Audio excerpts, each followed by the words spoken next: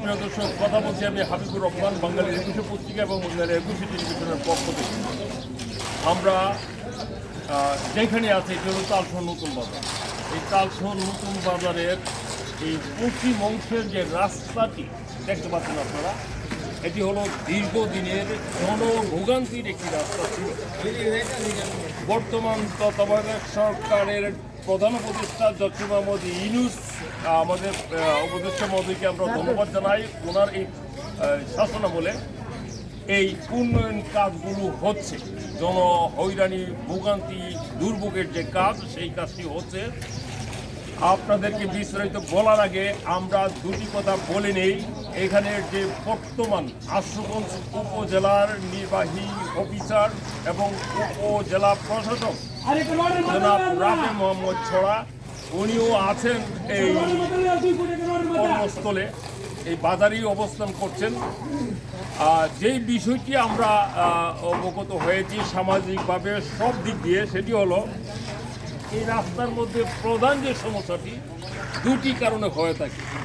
প্রধান কারণ একটি হলো জনগণের দায়হীনতা। জনগণ দেখা যায় বিভিন্ন ধরনের দোকানপাট তারা ঝাড়ু দিয়ে রাস্তার উপরে ময়লা আবর্জনা ফেলে রাখে, এক।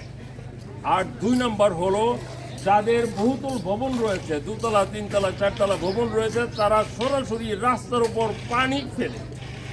বৃষ্টির পানি যখন এই রাস্তার মধ্যে ফেলে, তখন এই রাস্তা অটোমেটিক ভেঙে যেতে বাধ্য। আপনি যত রকমের শক্তিশালীভাবে রাস্তাটা তৈরি করেন, তখন সেই রাস্তাটাকে টিকিয়ে রাখা সম্ভব হয় না।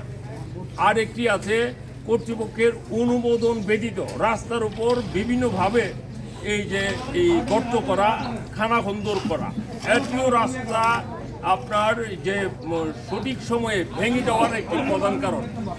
আরেকটি প্রধান কারণ বাংলাদেশের একটি দীর্ঘদিনের ট্র্যাডিশন রয়েছে, সেটি হলো আমাদের ঠিকাদার প্রতিষ্ঠান যারা আছে তাদের একটি গাফলতি থাকে।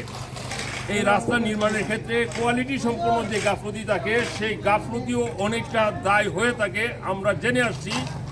এবং এই জন্যই আমরা সরাসরি এখানে আসছি। এই অবস্থার, এই রাস্তা নির্মাণের অবস্থাটার কোয়ালিটি সম্পন্ন কিনা, তারা যে ওয়ার্ক অর্ডার পেয়েছে সেই ওয়ার্ক অর্ডার মোতাবেক কাজটি হচ্ছে কিনা সেটাও আপনাদেরকে জানাবো এবং তুলে ধরবো। তার আগে বলে রাখি, এই রাস্তাটি বর্তমানে যে রাস্তাটি আপনাদেরকে যদি আমরা এর পূর্ব অংশটি দেখাই, দেখছেন তো ওই রাস্তাটি এখনো ঠিক আছে। এটি ঢালাই হয়েছিল না, এটা কি ঢালাই বলে? ৮ সিসি ঢালাই হয়েছিল এই রাস্তাটি।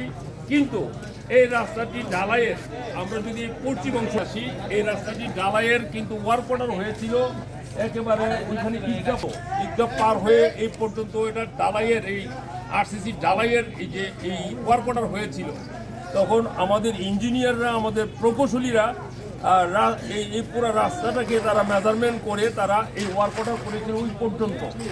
কিন্তু দেখা গেল বিগত যেই ঠিকাদার প্রতিষ্ঠান ছিল, তারা, আমরা যে দাঁড়িয়ে রয়েছি এই ইউনিয়ন ব্যাংকের সামনে, এ পর্যন্ত রাস্তাটি করে তারা সাধারণ পিচ ঢালাই দিয়ে এই রাস্তাটি অবশিষ্ট রেখে চলে যায়। তার কারণে এই রাস্তাটির এই অংশটি দীর্ঘদিন যাবৎ এই এলাকার মানুষ, তালশহর বাজারে যারা ব্যবসা বাণিজ্য করে এবং এইখানে যারা অত্র এলাকার মানুষ আসা যাওয়া করে, এবং এটি আপনারা জানেন কিন্তু ঢাকা টু ব্রাহ্মণবাড়িয়া যাওয়ারও একটি প্রধান রাস্তা হয়ে গেছে। কারণ এখন যে বিশ্ব রোডের যে রাস্তাটি, এই রাস্তাটিরও নির্মাণ কাজ চলার সময় এখন অনেক গুরুত্বপূর্ণ যানবাহন এবং অনেকেই এই রাস্তা দিয়ে পারাপার হয়ে থাকে। এই জন্য এই রাস্তাটি, বিশেষ করে এইটাকে বলা হয় মুরগা বাজার। এই যে রাস্তাটি, এই মুরগা বাজার এবং ঈদগাহ মাঠ সংলগ্ন এই রাস্তাটির মধ্যে মানুষ দীর্ঘদিন যাবৎ একটি জনহৈরানি ভোগান্তির শিকার হয়ে আসছিল। একটু পানি পড়লেই এখানে হাঁটু সমান জলে পানি হয়ে যেত, মানুষ এখানে চলাচল করতে পারতো না। আপনারা এখন থেকে বুঝতে পারছেন। কিন্তু এখন বিভিন্ন মহলের প্রচেষ্টায়, এর আগেও আমরা নিউজ করেছি, এই রাস্তাটি নিয়ে সংবাদ করেছি, কিন্তু যথাযথ কর্তৃপক্ষ আমলে নিতে সময় লেগেছে। কিন্তু এখন শেষ পর্যন্ত রাস্তাটি হচ্ছে। প্রাথমিকভাবে এই রাস্তা নির্মাণ কাজের সাথে যে সংশ্লিষ্ট যারা রয়েছেন, আমাদের নির্মাণ যোদ্ধারা, ওনাদের সাথে আমরা আলাপ করব যে এই রাস্তাটির ওয়ার্ক অর্ডার কী রয়েছে এবং ওনারা কি মেজারমেন্টে রাস্তাটা কতটুকু মেজারমেন্টে রাস্তাটা করছেন। আর একটা কথা বলে রাখি, এই বাংলাদেশ গণপ্রজাতন্ত্রী বাংলাদেশের বর্তমান সরকারের